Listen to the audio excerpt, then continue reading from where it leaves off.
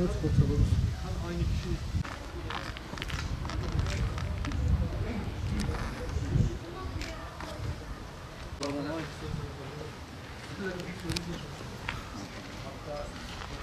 Cumartesi tamam mı?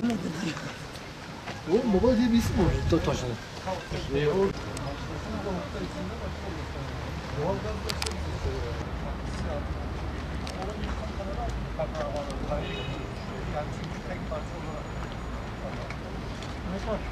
Bitlis'imizin tarihinde çok önemli yer tutan tarihi sinema yokuşumuzu sokak sağlıklaştırması projesiyle inşallah önümüzdeki yaklaşık bir ay içerisinde hizmete sunmuş olacağız. Tarihi sinema yokuşumuz Bitlis'imizin kadim kültüründe, kadim tarihinde çok ayrı bir yer tutuyor. Burayı DAP, Bitlis Belediyesi ve Bitlis Özel İdaresi ortaklığıyla geçen yıl projelendirdik. İhalesini yaptık ve yaklaşık bir yıl içerisinde işte gördüğünüz gibi kayalıkları çelik ağlarla koruma altına aldık. Taşlarımızı ve bu güzergah üzerinde yaklaşık 300 metreyi bulan bu güzergah üzerinde gördüğünüz gibi ihata duvarlarında yenileme çalışmalarımızı yaptık. Duvarlarımızda giydirme çalışmalarımızı tamamladık. Aynı şekilde altyapıyı bitirdik. Şu an sadece buranın üst yapı diyebileceğimiz zemin döşeme işi kaldı. Önümüzde bir ay içerisinde bunu da bitirdiğimizde tarihi sinema yokuşumuz Bitlis'imizin hizmetine sunulmuş olacak. Açık hava müzesi şeklinde olan Bitlis'imizin bir tarihi değerini Bitlis Belediyesi olarak inşallah bu milletin hizmetine sunmuş olacağız. Her zaman söylüyoruz. Bu şehir kimlikli bir şehir. Bu şehir ruhu olan bir şehir. 600'ün üzerinde tescilli tarihi eseriyle adeta açık hava müzesinde olan bu şehrin tarihi kimliğini, tarihi dokusunu ortaya çıkartmak çok önemli.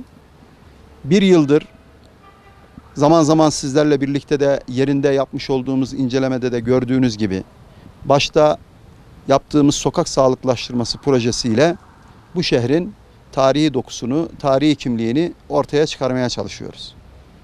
İnşallah işte bunlardan birisi olan sinema yokuşumuz da çok anlamlı bir projeydi. Bu projeyi hayata geçirdiğimizde oturma yerleriyle, tabiri caizse dinlenme diyelim alanlarıyla böyle güzel bir projeyi de ilimize kazandırmış olacağız. Kültür turizmi ülkemiz açısından çok önemli.